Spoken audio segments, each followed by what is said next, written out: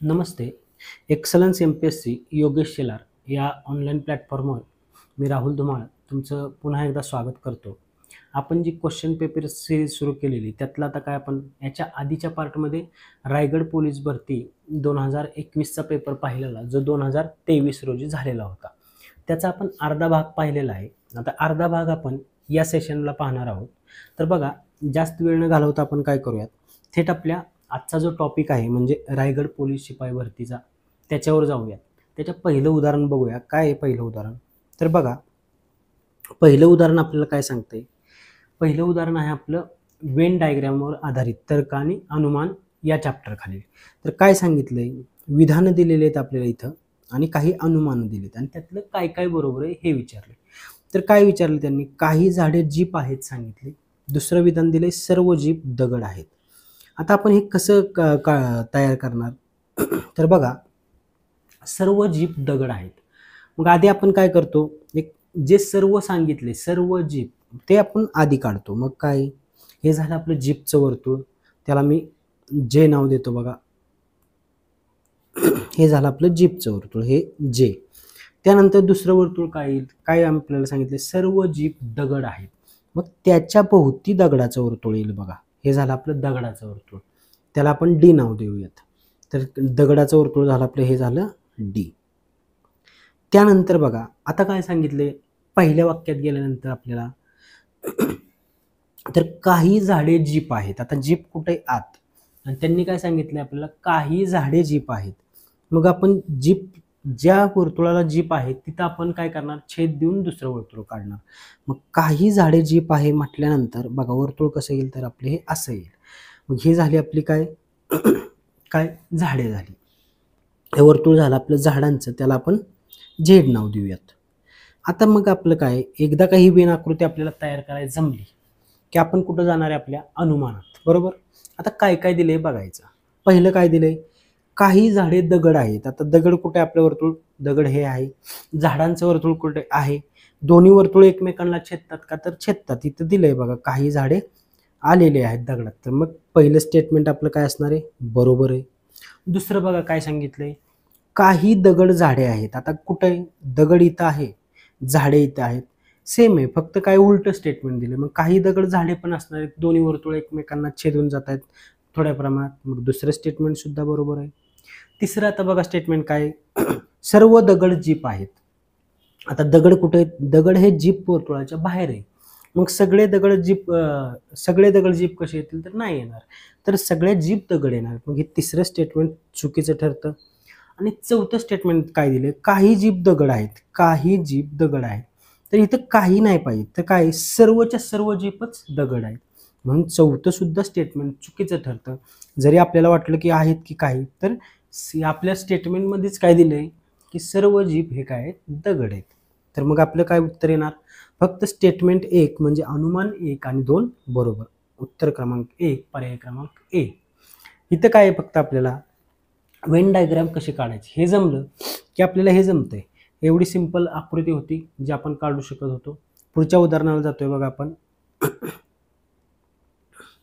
एका शेतात 20 कोंबड्या, 15 गायी व काही गुराखी सांगितले उभ्या आहेत. सर्वांच्या पायांची एकत्रित संख्या ही सर्वांच्या डोक्यांच्या एकत्रित संख्येपेक्षा 70ने जास्त आहे. कितीने सांगितले आपल्याला? 70ने जास्त. तर त्या ठिकाणी किती गुराखी असतील? आता आपल्याला सांगितले काय? 20 कोंबड्या आहेत, 15 गायी आहेत आणि काही गुराखी आहेत. आधी आपण मांडून घेऊयात बघा. आपण 20 काय आहेत? कोंबड्या 20. त्यानंतर काय? गायी 15 आहेत बघा. आणि गुराखी सांगितलं आहेत किती आहेत? तर गुराखी दिलेले नाहीत किती आहेत.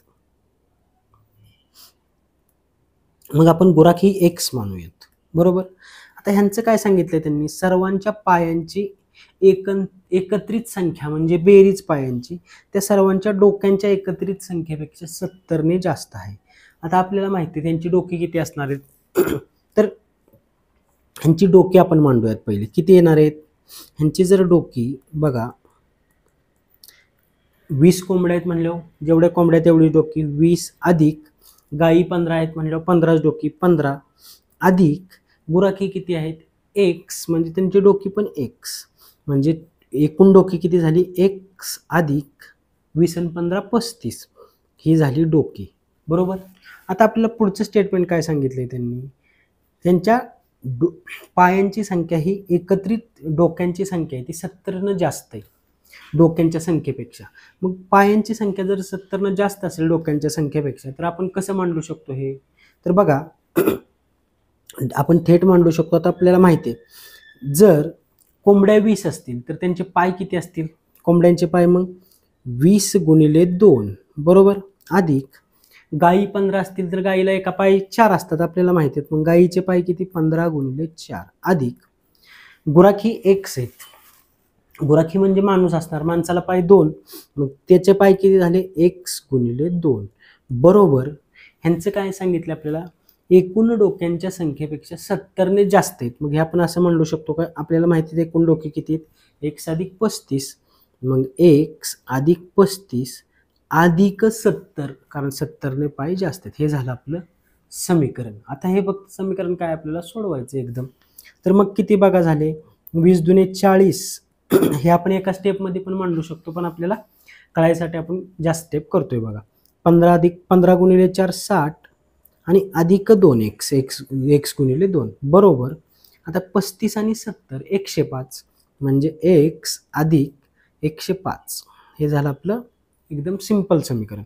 आता काय होईल आपलं 60 आणि 40 किती येणार 100 अधिक 2 एक्स बरोबर एक्स अधिक 105. आता आपण नेहमी काय करतो जो एक्स लहान आहे तो दुसऱ्या मोठ्या एक्स कडे येतो मग काय इकडचा एक्स इकडे आल्यानंतर वजा होईल हे 100 तिकडे गेल्यानंतर वजा होतील मग काय 2x वजा एक्स बरोबर 105 वजा 100 मग किती आलं एक्स बरोबर 5 105 वजा 100 5 मग एक्स बरोबर 5 आलं आपले एक्स काय गुराखी आपल्याला विचारलं काय किती गुराखी मग पर्याय क्रमांक डी हे झालं आपलं उत्तर.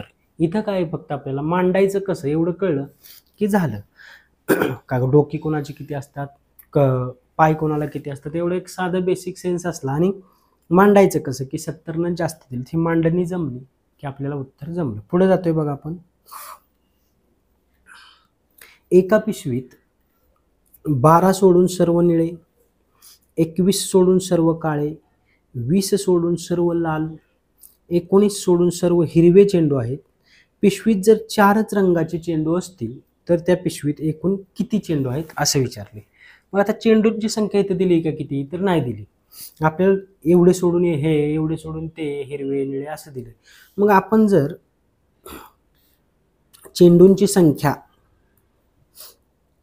एकूण चेंडू जर आपण एक्स मानले तर आपलं उदाहरण कसं होईल मग बघा एकूण चेंडू जर एक्स असतील तर आपण मांडत जाऊयात काय एका पिशवीत काय 12 सोडून सर्व निळे मग किती निळे किती झाले बघा निळे बरोबर एक्स वजा 12 त्यानंतर पुढे काय काळे किती आहेत बघा काळे आहेत 21 सोडून सर्व काळे म्हणजे एक्स वजा 21 त्यानंतर पुढचं काय 20 सोडून सर्व लाल मग लाल चेंडू किती झाले बघा एक्स वजा 20 त्यानंतर पुढं काय 19 सोडून सर्व हिरवे मग हिरवे काय झाले बघा एक्स वजा 19 आणि ह्या 4च रंगाचे काय म्हटले चेंडू आहेत. मग आता आपल्याला काय माहिती आहे ह्या 4ही रंगांच्या चेंडूंची बेरीज आपले एकूण चेंडू किती आपण मांडले ते एक्स एवढी यायला पाहिजे. मग हे समीकरण मांडून घ्यायचं कसं मांडणार आपण मग एक्स वजा 12 हे निळे अधिक काळे किती एक्स वजा 21 अधिक लाल किती आपले एक्स वजा 20 अधिक शेवटचे आपले हिरवे किती तर एक्स वजा 19 ह्या एकूण चेंडू किती असणार आहेत आपले एक्स बरोबर एक्स. मग हे समीकरण सोडवलं की आपल्याला काय एकूण चेंडूंची संख्या मिळणार आहे. तर बघा आता करूया बेरीज 1 2 3 4 एक्स झाले बरोबर. आता सगळीकडेच वजा चिन्ह आहे त्यामुळे काय आपलं वजा चिन्ह येणार आणि सगळ्यांची बेरीज करायची. मग बघा 12 आणि 21 किती होतात 33 33 आणि 20 53 आणि 53 आणि 19 53 आणि 19 72 मग 4x वजा 72 बरोबर x. मग आता आपल्याला माहिती आहे आपण काय करतो जो लहान x आहे तो इकडे आणतो आणि जे वजा 72 आहे ते तिकडे गेल्यानंतर अधिक होईल. मग काय 4x वजा x बरोबर 72 म्हणून 3x बरोबर 72 कारण 4x वजा x 1x केल्यावर 3x राहिलं. मग x बरोबर काय होईल हे 3 गुणिले ते तिकडे जाऊन भागिले होईल 72/3. मग याला भागाकार लावायचा आपण 3 1 3 3 दुने 6 राहिला 1 2 12 3 चौक 12 उत्तर आलं आपलं 24 किंवा 24चा पाढ आपल्याला पाठ असेल 24 त्रिक 72 तरी लगेच सुटणार आहे. तर आपलं उत्तर आहे पर्याय क्रमांक बी. तर एकूण चेंडू किती असतील तर 24. हे अशा प्रकारे फक्त मांडून घ्यायचं, यात काहीच नाही. निळे कितीत, हे काळे कितीत, लाल कितीत, एकदा एकूण चेंडू आपण एक्स मानले की त्यातून वजा करत जायचं आणि त्यांची बेरीज म्हणजेच आपलं एकूण चेंडू म्हणजे एक्स येणार आहे. ते समीकरण सोडवलं की आपल्याला एकूण चेंडूंची संख्या मिळणार आहे. बघा पुढे जातो आपण. आता पुढं एक आपल्याला काय दिली संख्या सिरीज आहे. बघा काय सांगितले आपल्याला 8×12 म्हणजे काय 8×32 किंवा 8×12 तर 12 किती. आता इथं आपल्याला काय आपण काय म्हणू शकतो 8 गुणिले 4 एक लॉजिक बसते आपलं 8 चौक 32 म्हणजे इथं 8 आहे तर पुढचा 8 गुणिले 4 32 केले असं आपल्याला वाटू शकतं. मग त्याच आपण याच्यावर गेलो तर 12 आणि 12 गुणिले 4 12 चौक 48 तर 48 तर पर्यायात कुठंच नाही 44 आहे 58 आहे 72 आहे 71 म्हणजे हे लॉजिक काय आपलं चूक आहे. इथं लॉजिक काय आहे बघा तर 8चा वर्ग किती आहे आधी आपण मांडून घेऊया. हे 8 32 तर 12ला किती 8चा वर्ग किती आपला 8चा स्क्वेअर बरोबर 64 आणि ह्या 64ला येणाऱ्या वर्गाला जर 2 न भागलं तर किती येतं तर 42 6 आणि 2 4 म्हणजे 32 येते. म्हणजे आपल्याला लॉजिक काय भेटलं वर्गाला 2 न भागलंय. मग आता 12चा वर्ग किती याच्यावरून आपण काढू शकतो तर 12चा वर्ग बरोबर आपल्याला वर्गपाठ पाहिजेत 144 आणि आपण 144 येणाऱ्या वर्गाला काय करणार आहे 2 न भागणार आहे. तर 2 न भागल्यानंतर काय 2×7 14 2×2 4 72. मग आपलं ऑप्शन क्रमांक सी हे झालं उत्तर. तर हे वर्ग आणि त्याला भागिले 2 असं याचं लॉजिक होतं. गुणिले 4 न काय आपलं उत्तर बसत नव्हतं. पुढे जातोय बघा आपण पुन्हा एकदा सिरीजचाच टाईप आहे बघा 20 इथं कंसात 90 25 दिलेले दुसऱ्या ओळीत 16 100 34 दिलेले तिसऱ्या वेळेत 57 क्वेश्चन मार्क आणि 13 दिलेले. तर आपण आता इथं सोडवूयात बघा 20 90 25 काय आपल्याला कळतंय त्यातून 20 कंसात 90 दिलेलं आहे बघा आणि 25. आता आपल्याला या पहिल्यात कळते का 20 अधिक 25 जर केले आपण काय होईल 20 अधिक 25 किती येते तर 45. आता ह्या 45चा आपण या 90शी काय संबंध लावू शकतो का तर लावू शकतो काय 45 गुणिले 2 बरोबर काय 90. मग खालचं काय करत बसायची गरज आहे का तरी हे आपण बघूयात. दुसरं काय आपलं 16 कंसात 100 आणि 34 मग काय 16 आणि 34 ची बेरीज किती येते बघा 16 अधिक 34 म्हणजे येणार 50 आणि हा जर 50 गुणिले 2 केला आपण तर येते आपलं मधला आन्सर म्हणजे हे 100. त्याच प्रकारे मग इथं कसं असेल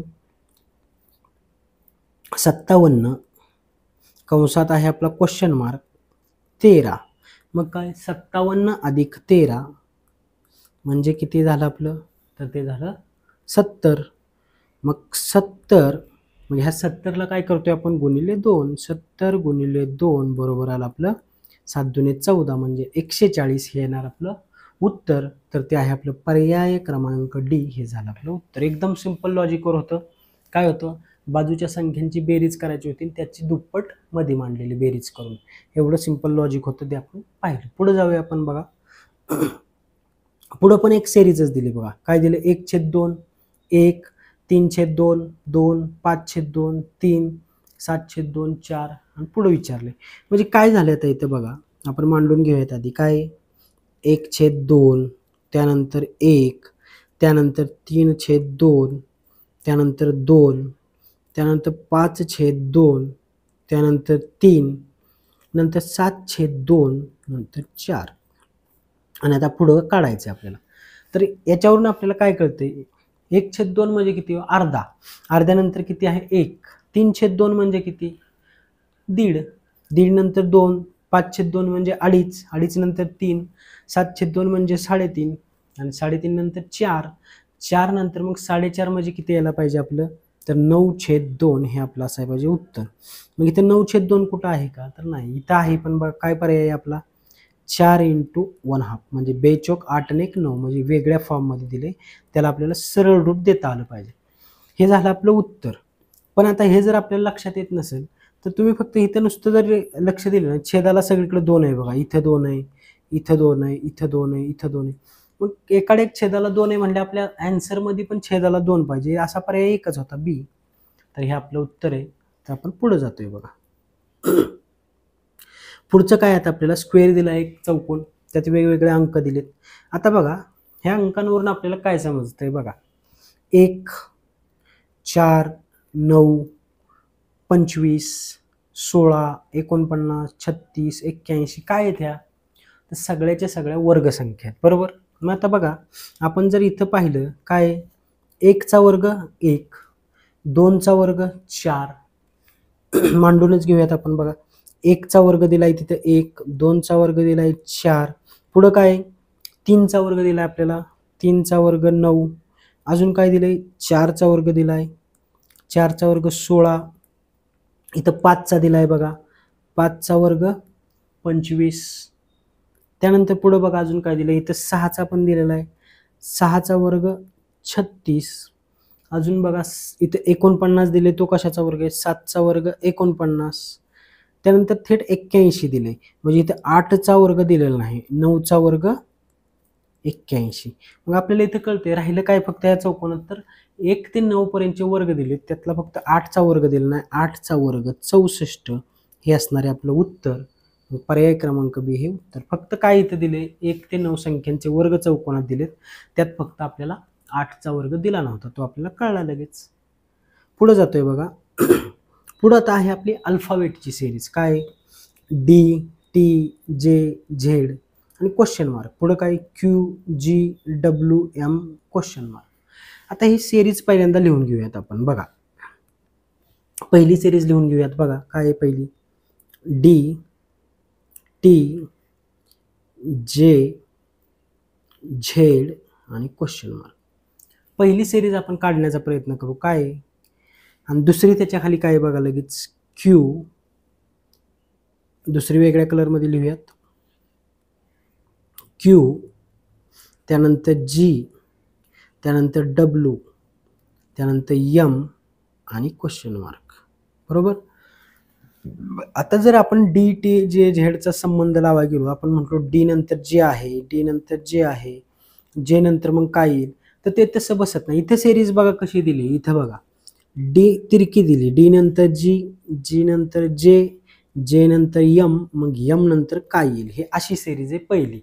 मग आता हे जर आपण लावलं तर बघा डी नंतर काय, इथं पहिला आपला डी आहे इथं, मग डी नंतर काय आपल्याला दिसतंय जी, मग 1 आणि 2 सोडलं की जी आहे, जी नंतर तिरका जे ला गेलो की 1 आणि 2 सोडले की पुन्हा काय आहे जे आहे बघा. त्यानंतर मग जे नंतर यम आहे, 1 आणि 2 सोडून यम आहे, मग आपलं इथं जे अक्षर येईल ते काय येणार आहे, 1 आणि 2 सोडून पी येणार आहे. म्हणजे आपल्याला एक अक्षर भेटलं कुठलं, तर आपल्याला भेटलेलं एक अक्षर पी, म्हणजे वरच्या कॉलमचं आपल्याला अक्षर भेटलेले पी.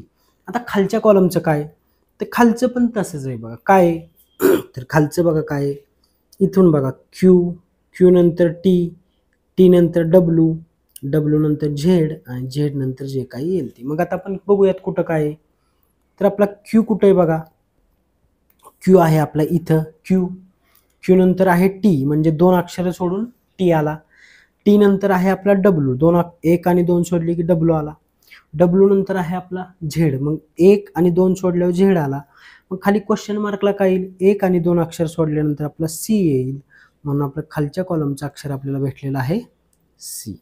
मग पी आणि सी असणारा ऑप्शन कुठे आपला, तर पी आणि सी असणारा ऑप्शन आहे आपला ऑप्शन क्रमांक बी, हे झालं आपलं उत्तर. म्हणजे अशी झिगझॅग सिरीज होती, सरळ सिरीजमध्ये हे आन्सर नव्हतं.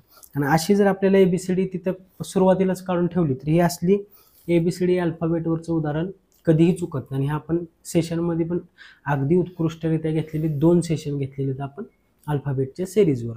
पुढे जातोय बघा आपण. या आता उदाहरणात काय सांगितलंय, किरणचे घड्याळ प्रत्येक तासाला 4 सेकंद पुढे जाते. सोमवारी सकाळी 11 वाजता बरोबर लावलेले घड्याळ त्यानंतर येणाऱ्या शनिवारी सकाळी 11 वाजता कोणती वेळ जाते? बघा आता लावले कधी, प्रत्येक तासाला 4 सेकंद पुढे जातं बरोबर, आणि सोमवारी सकाळी 11 वाजता लावले. मग आपण मांडून घेऊयात. आपल्याला काय हात बोटावर मोजले तरी चालते. सोमवारी सकाळी 11 लावले, मग काय मंगळवारी सकाळी 11, बुधवारी सकाळी 11, गुरुवार, शुक्रवार आणि शनिवार 5 दिवस होतात. पण तरी पण आपण मांडून बघूयात. काय सोमवारी सकाळी 11ला लावलेलं आहे घड्याळ. मग पुढचे वार कुठे येतात? मंगळवार, बुधवार, गुरुवार, शुक्रवार आणि शनिवार, कारण शनिवारी सकाळी 11. मग काय किती वार झाले बघा, 1, 2, 3, 4 आणि 5 दिवस किती झाले? 5 दिवस बरोबर. एका दिवसात तास किती असतात व तास कशासाठी येतात? कारण एका तासाला 4 सेकंद पुढे जाते. मग एका दिवसात तास असतात 24. मग 5 दिवसात किती असतील? 24 गुणिले 5. मग आपल्याला 24चा पाडा येत असेल तर 24 पंचे 20 म्हणजे 120 तास. आपल्याला तास मिळले. 120 तासात आता किती पुढे जाईल?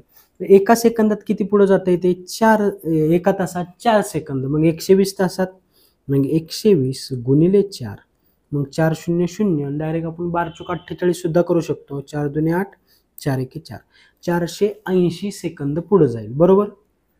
आता आपल्याला विचारलंय काय, शनिवारी सकाळी 11 वाजता कुठली वेळ दाखवेल? आपण काय करायचं, 480 सेकंद आहे ते मिनिटात कन्वर्ट करून घ्यायचं. मग आपल्याला काय माहिती आहे, 1 मिनिट बरोबर किती असतं? तर 60 सेकंद. मग आपण काय करणार, हे 480 सेकंदांना 60 भागलं किती मिनिटं येणार आहेत? शून्याला 0 गेला, 6 एके 6, 6 8 48, म्हणजे हे आले आपली 8 मिनिटं ते पुढं गेलेलं असेल बरोबर. मग 8 मिनिटं जर पुढं गेलेलं असेल तर सोमवारी सकाळी 11 वाजता काय असेल? तर 11 वाजून पुढं 8 मिनिट, म्हणजे 11 वाजून 8 मिनिटं झालेले पाहिजे. कारण लावलंय किती वाजता? 11 वाजता. आणि एकूण 5 दिवसात पुढे किती गेले? 8च मिनिटं. मग 11 वाजून 8 मिनिटं झालेले असले पाहिजेत. मग उत्तर असणार आहे आपलं ए, 11 वाजून 8 मिनिटं. तर हे फक्त असं काढायचंय, फक्त काही बेसिक कॅल्क्युलेशनचा हा भाग आहे, बाकी विशेष काय नव्हतं यात. बघा पुढे जातोय आपण. IPLच्या पहिल्या सामन्यात काय झालं, चेन्नईच्या पहिल्या 9 खेळाडूंच्या धावांची सरासरी 24 आहे. म्हणजे 9 खेळाडूंनी 24च्या सरासरीने धावा काढल्या, म्हणजे त्यांच्या 24 गुणिले 9 एकूण धावा होतील. पुढं काय झालं, 10वा फलंदाजाने काही धावा केल्या आणि तो बाद झाला, तर ती सरासरी काय झाली? 25 झाली. तर 10व्या खेळाडूच्या धावा किती? एकदम सिंपल क्वेश्चन आहे बघा. काय 9 खेळाडूंची सरासरी किती? 24. 9 खेळाडूंची सरासरी 9 खेळाडूंची सरासरी आहे काय? 24 बरोबर. सरासरी 24. मग ह्यांच्या एकूण धावा किती होतील? 24 गुणिले 9. एकदम सिंपल. मग आता काय, एकूण धावा या 9 खेळाडूंच्या आल्या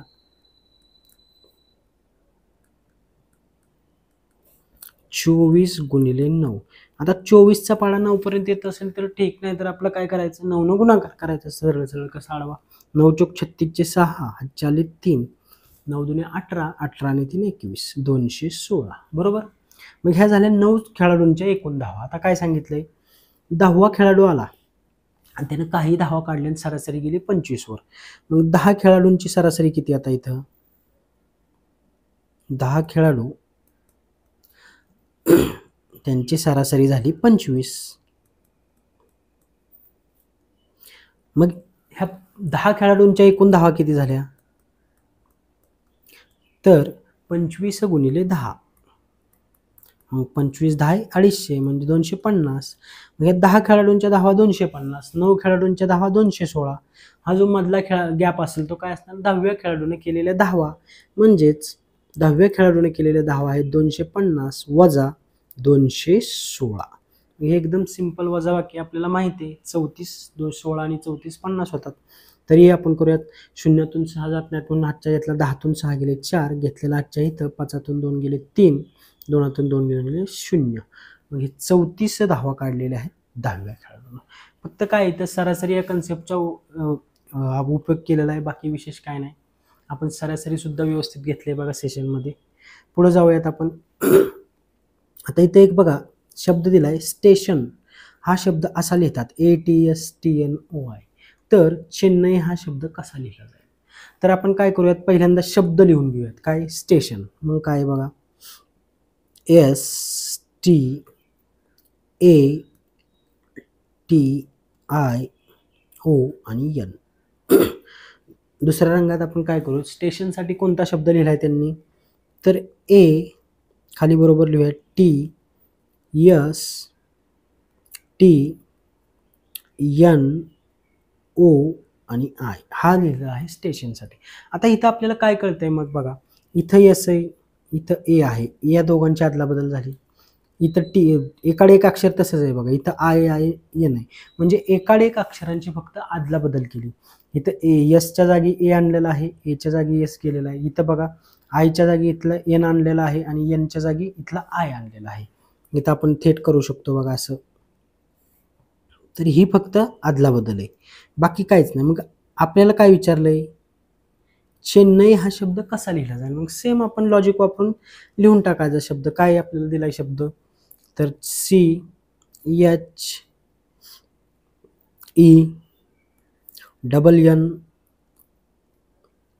आणि I. आता आपल्याला काय माहिती आहे, एकाड एक शब्दाची फक्त यांनी अदला बदल केली. मग आपण काय करणार, हा H तिथंच ठेवणार, N तिथंच ठेवणार. मग हा E येणार, तो पहिल्यांदा येणार कारण तिसरा अक्षर पहिला आले. मग EH आहे असा हा येणार इथं. पुढे हा C इकडे येणार बघा इथं, मग इथं C आला, पहिली 3 अक्षर झाली. हा N पुन्हा एकदा आहे असा येईल. आता हा N कुठं जाईल, तर तिकडे जाईल, याच्या जागी इथं I येईल. हा I इथं आला बघा, हा N इथं जाईल आणि हा A इथल्या इथंच येईल आणि इथं N. मग काय झालं आपलं EHCNIAN हे आपलं उत्तर आलं. मग कुठं EHCNIAN हे पर्याय क्रमांक B हे झालं आपलं उत्तर. तर अशा प्रकारे फक्त काय होतं, एकाड एक त्या अक्षरांची अदला बदल केली, त्याच्या पलीकडे ह्या प्रश्नामध्ये काही नव्हतं. अशा प्रकारे आले की फक्त अक्षराखाली अक्षर मांडून घ्यायचे, आपल्याला लगेच लक्षात येऊन जातं बघा. पुढं बघा, पाण्याला निळे म्हटले, निळ्याला काळे म्हटले, काळ्याला लाल म्हटले, लालला पिवळे म्हटले, पिवळ्याला हिरवे म्हटले, हिरव्याला पांढरे म्हटले, पांढऱ्याला जांभळे म्हटले, तर दुधाचा रंग कोणता? मग असं आल्यानंतर गडबडून जायची काहीच गरज नाही. आपल्याला काय माहिती, दुधाचा रंग पांढरा असतो. मग पांढऱ्याला काय म्हणले थेट बघायचं.